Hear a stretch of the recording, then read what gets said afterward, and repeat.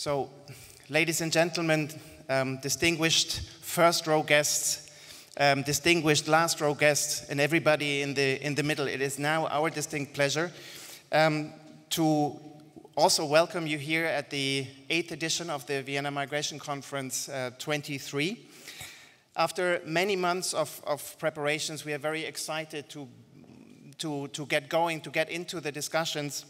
And we're really looking forward to engaging with all of you here in the room, here on the stage, and also the many hundreds of people out there on the live stream.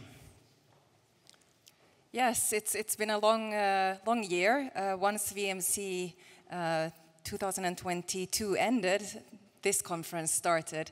Very happy to see you all in the room. I'm so glad that you're here. Yes, we're going to do a little tour first of the program here and where we're coming from. Last year, when we discussed several issues at the VMC 2022, we discussed climate change, we discussed labor shortages in view of what we were going into a post-pandemic period, and we discussed the initial successes of temporary protection for Ukrainians. We also discussed instrumentalization of migration. That was high on the agenda. And now, Lukas, yeah, it's been a long year, a lot of events. Oh yeah, quite a lot of events. I think the wider framework was given already by the distinguished opening panel. I'd just like to quickly run through some of them without going deeper into them, just to paint the picture against which we are going to get the discussions of the VMC going. And that was mentioned, of course, already that since last year we discussed the war in Ukraine in its present phase was sort of half a year into it, and there were still hopes for some sort of quick solutions, but I think it gets clearer and clearer that quick solutions are nowhere to be found. And then the consequence of it, the hosting of or the provision of temporary protection for millions of Ukrainian displaced, I think we can say went, if you can say that in that context, relatively successful. But of course, the longer the situation and the war goes on, the heavier the weight on infrastructures, on hosting communities, on budgets, but of course also on the hearts and minds of the displaced Ukrainians themselves. So we've heard it in the opening, the challenges related to hosting the temporary protected Ukrainians, and taken together with the substantial numbers of arrivals of asylum seekers and irregular migrants into an unreformed asylum and migration space in the EU, have led to a sense of overburdening and stress, particularly in the receiving communities and also cities. Then again, the migration situation in the Mediterranean region has yet again come to the fore. Very high numbers of arrivals at the shores of the Mediterranean EU member states throughout this summer, and a continued death toll have yet again underlined the urgency of finding sustainable solutions for this untenable situation. Then going further and looking at some of the drivers and causes for displacement, for global migration, the geopolitical climate has become more confrontational since we met last year.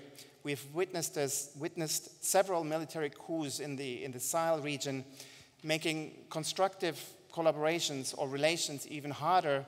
And although these would be so necessary to reduce migratory pressures along those routes and in the region and create more order in that situation. Then we have witnessed extreme weather events, natural disasters. The year began with a devastating earthquake in Turkey affecting hundreds of thousands of Turkish citizens and refugees alike. Later in the year, we saw a devastating earthquake in Morocco. We've seen floodings, wildfires, droughts affecting millions of people inside the EU, but also in the near and far neighborhood of the Union. And over the weekend, yet another crisis has come brutally to the foreground, the situation in Israel and the unfolding situations there. We should not forget, and we've discussed it at previous VMCs, the situation in Afghanistan continues to deteriorate and the war in Syria has not ended. All of these events have left us with a sense of growing insecurity and instability. And against this background, the difficult task of creating sensible, rational, and functioning asylum and migration policies in Europe is progressing. Perhaps for some it's progressing slow, for some too slow. But we will discuss today and tomorrow if the reform package on the table, the EU Pact, if agreed upon, will have the intended impact, as we are hoping, to produce better protection outcomes, as well as creating more order in migration. And the difficult reform process, of course, is accompanied and mirrored by a heated and sometimes nervous public debate. And it will remain essential to invest efforts in conducting and engaging in this public debate. And I think I want to underline that, and that's what the VMC stands for and tries to contribute, is to engage in this public debate in a rational and fact-based manner, not to contribute to an ever more polarizing public debate that ultimately, and I think here we have to be honest, cannot serve as a basis for rational migration policy development. ICMPD has become an object of debate itself this year. Some elements of the wide spectrum of our activities received criticism.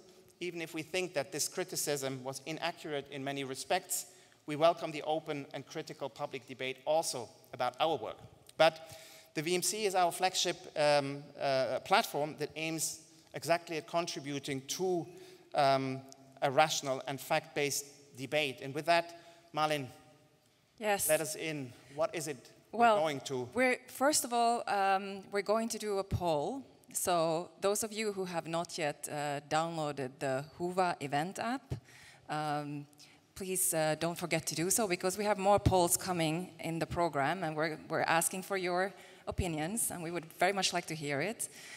So we have a poll that you will find on your Whova app in the home base. You will find polls.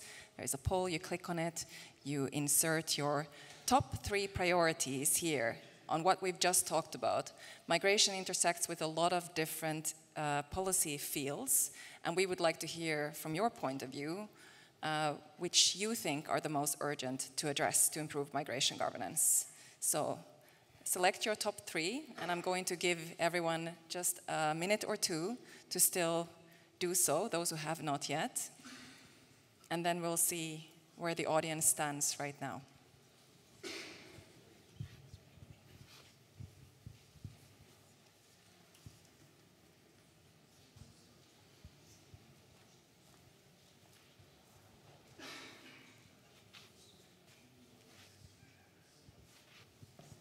We still see people trying to get their vote in, so we give it a few more seconds.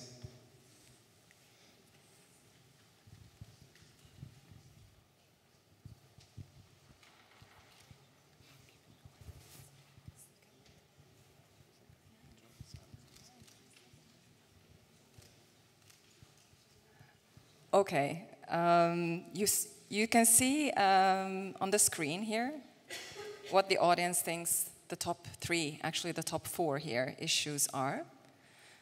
Here you see the full voting. So we have at the top an issue that we've heard reflected just now, and also in the opening remarks. Conflict and political instability tops our most urgent issues to address to improve migration governance, but also high and climbing right now social inequality, and then with economic growth, resilience, and labor shortages high up. So this is still moving. We're going to close it by the end of this session, and these issues, I hope, will also be reflected in our discussions here, whether that's on stage or in your side talks, in the breaks, in discussions on the community page online. And we have also tried, with the Vienna Migration Conference, we want to have our finger as much as we can on the pulse. We cannot discuss all issues that are important, but we've decided that we're going to focus on some of the most pressing ones. We do see a lot of development in labor migration, and we want to spend quite a lot of our time here today to discuss whether we are entering a new era, where we stand, and where we still have issues to address to move forward. We're also going to take stock, obviously, of the overall framework that we're working in, developments on the European side in terms of moving towards European solutions.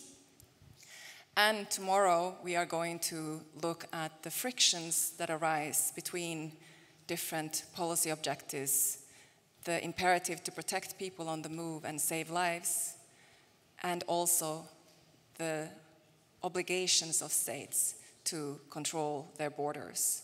And this is going to also, I think, be an interesting discussion tomorrow. So with that, I hope that the program has piqued your interest. There are still some changes that were made last minute, so you find the updated program here online and also on the doors here at the venue. I wish you a really interesting conference. I wish you lots of interesting talks off stage, and I hope that you all enjoy the coming 1.5 days.